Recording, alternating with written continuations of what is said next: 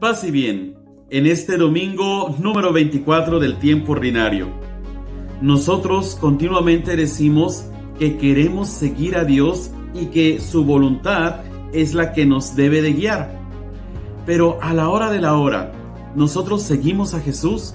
¿O más bien le pedimos a Jesús que Él nos siga a nosotros? Acompáñame en este videoblog.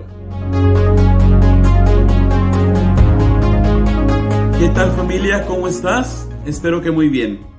Este domingo nos encontramos justo a la mitad, estamos llegando a la mitad del Evangelio de San Marcos, donde Jesús va a anunciar por primera vez su pasión, muerte y resurrección.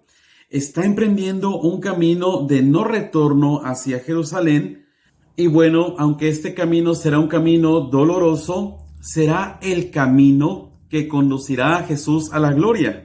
Y entonces, este momento de Jesús yendo a Jerusalén va a ser un símbolo para los creyentes de todos los tiempos que tenemos que mirar y seguir a Jesús. Sí, a través del camino doloroso de la cruz, pero que este camino nos conduce a la gloria junto con Él. Bueno, y en este primer anuncio de la pasión de Jesús, aunque Pedro ha confesado que Jesús es el Mesías, el Hijo del Dios vivo, y Jesús alaba a Pedro por su fe, inmediatamente Jesús tiene que reprender a Pedro, porque Pedro no quiere que Jesús sufra y mucho menos de que muera en una cruz. Y Jesús se ve obligado a reprender enérgicamente a Pedro cuando Pedro quiere conducir a Jesús por otro camino. Le dice Jesús: apártate de mí, Satanás. Jesús reprende a Pedro justo como hace con Satanás en las tentaciones del desierto. Y es que Pedro espera que Jesús sea un Mesías poderoso, que salve al pueblo judío de la dominación de Roma a través de la fuerza, a través de la violencia y del poder. Y Pedro en este momento olvida su actitud de discípulo y se comporta como un maestro con Jesús, porque le dice a Jesús: ese camino de cruz que tú quieres tomar no es el que te conviene, no es el que nos conviene, tú tienes que irte por este otro lado. Y entonces Pedro aquí toma la actitud de maestro que quiere conducir a Jesús. Pedro le está diciendo a Jesús cómo tiene que salvarnos, de qué manera, en qué momento, y casi le está diciendo la forma, el cuándo salvarnos.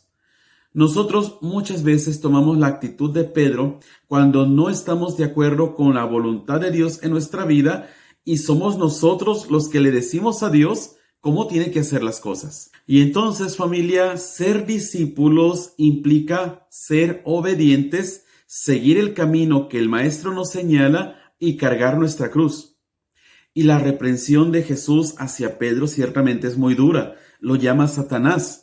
Y esto porque las expectativas de Pedro, lo que Pedro espera de Jesús, que a final de cuentas son las expectativas de todos los discípulos de todos los tiempos, son totalmente opuestas al plan de Dios y por lo tanto no son compatibles con quien pretende seguir a Jesús. Y entonces el Evangelio va a contraponer dos maneras de pensar y de sentir completamente opuestas. Son dos proyectos muy diferentes, el de Dios y el de los hombres. Y Pedro se comporta como si estuviera ciego. Por eso precisamente Jesús lo llama Satanás. Satanás vive en la oscuridad y no comprende el dinamismo de la luz. Y si la confesión de Pedro es una meta, es un punto de llegada, ya que en todos los capítulos anteriores del Evangelio de Marcos escuchamos cómo se ve a Jesús como un milagrero, como alguien de quien solo se puede obtener un beneficio material, un beneficio inmediato.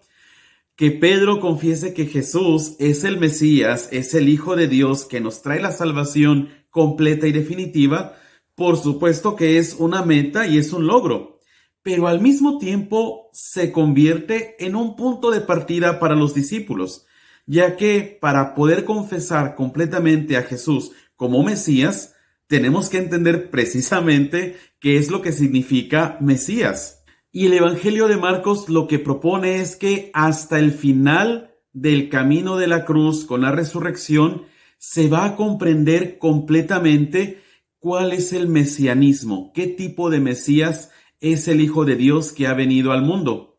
Y por lo tanto, este evangelio es como una bisagra que une las dos partes del evangelio de San Marcos. Y este episodio, el evangelio lo hace muy intencionalmente, porque el evangelista quiere que nosotros comprendamos que incluso si a Pedro le resulta difícil entender quién es Jesús, lo rechaza e incluso lo va a negar en el momento más importante de la pasión de Jesús.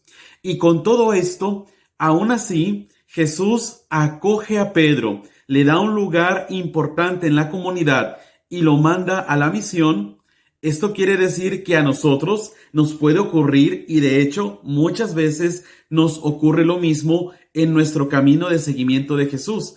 No entendemos a Dios, a veces rechazamos su voluntad, queremos decirle a Dios cómo tiene que hacer las cosas, y como a Pedro, también Jesús a nosotros nos tiene mucha paciencia, nos recibe, nos da un lugar en la comunidad y nos indica cuál es nuestro camino de misión.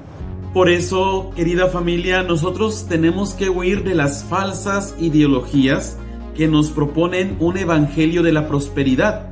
Jesús no nos promete, no nos anuncia que vamos a tener prosperidad en este mundo, sino que muriendo a este mundo, rechazando la gloria de este mundo y abrazando la cruz, es como tú y yo seremos auténticos discípulos de Jesús y al final venceremos la prueba de aquellos que solamente buscan salvarse y guardar su vida para este mundo.